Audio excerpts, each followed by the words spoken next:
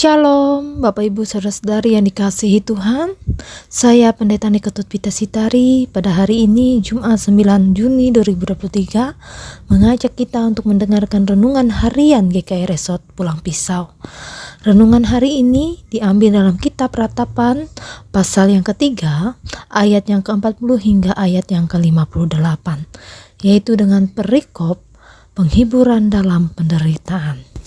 Bapak Ibu Saudara-saudari yang dikasihi Tuhan, tidak seorang pun manusia yang hidup di dunia ini yang bebas masalah atau luput dari penderitaan. Ketika menghadapi permasalahan, apalagi permasalahan begitu besar bagi kita, pasti kita yang mengalaminya merasakan penderitaan yang mendalam. Bahkan hal itu bisa membuat kita hilang harapan. Bapak Ibu yang dikasihi di dalam Tuhan kita Yesus Kristus, dalam nas kita pada hari ini mengisahkan tentang penderitaan yang dialami oleh Nabi Yeremia oleh sebab murka Allah terhadap Yehuda.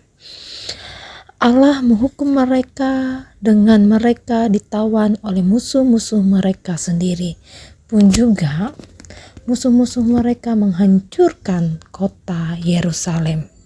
Nah, sebagai nabi yang diutus Allah bagi bangsa Israel pada saat itu, tentu Yeremia sangat terpuruk melihat keadaan Yerusalem hancur dan umatnya juga menderita di dalam tawanan di Babel. Nah, apa yang dialami Yeremia hampir saja membuat Yeremia hilang harapan. Seperti yang dikatakan di dalam ayat yang sebelumnya, dalam ayat yang ke-18, sangkaku hilang, lenyaplah kemasuranku dan harapanku kepada Tuhan. Namun meskipun demikian, Yeremia tidak berlarut dalam penderitaan. Namun ia kembali meneguhkan dirinya bahwa di setiap persoalan penderitaan yang ia hadapi, ia masih memiliki harapan akan dipulihkan oleh karena kasih dan pertolongan Tuhan.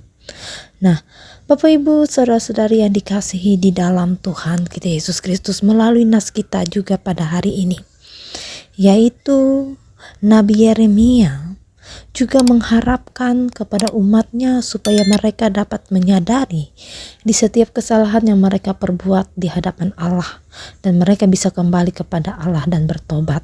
Dalam ayat yang ke-40 sampai ayat yang ke-42.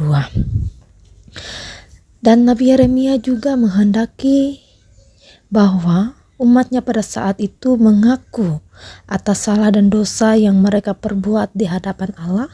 Mereka harus menyadari penghukuman yang mereka terima itu oleh sebab keberdosaan mereka di hadapan Tuhan.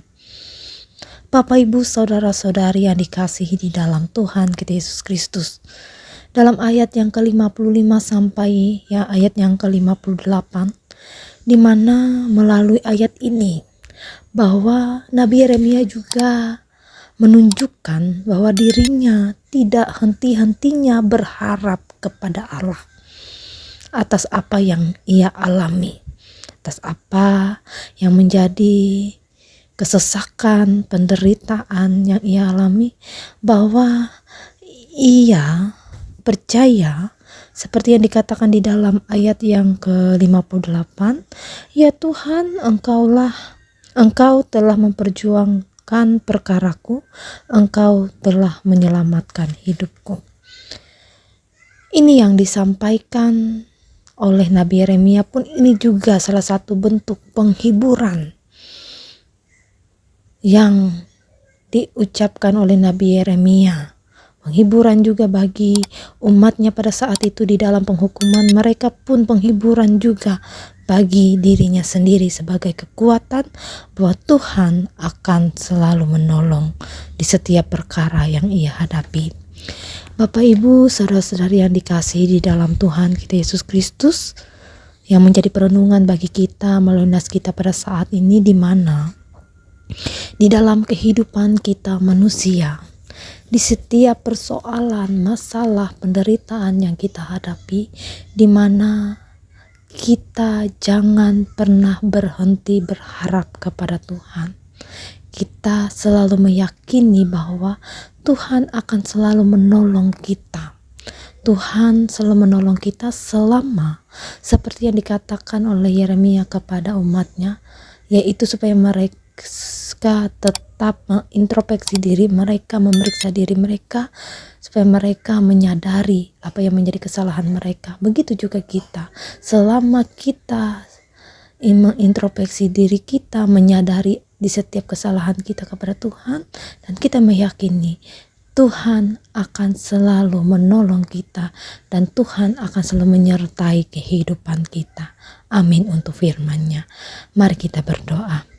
Bapa Sorgawi, Bapa yang baik, terima kasih Tuhan atas kasih dan penyertaan Tuhan di dalam kami.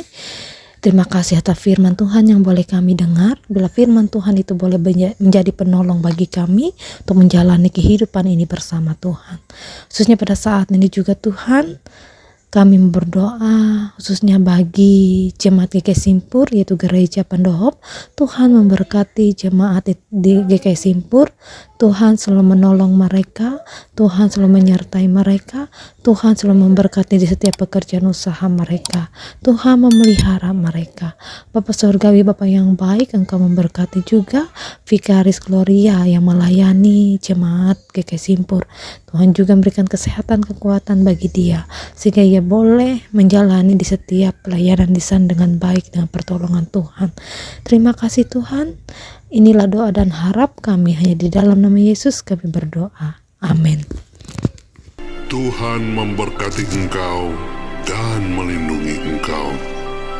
Tuhan menyinari engkau dengan wajah-Nya dan memberi engkau kasih karunia. Tuhan menghadapkan wajah-Nya kepadamu dan memberi engkau damai sejahtera.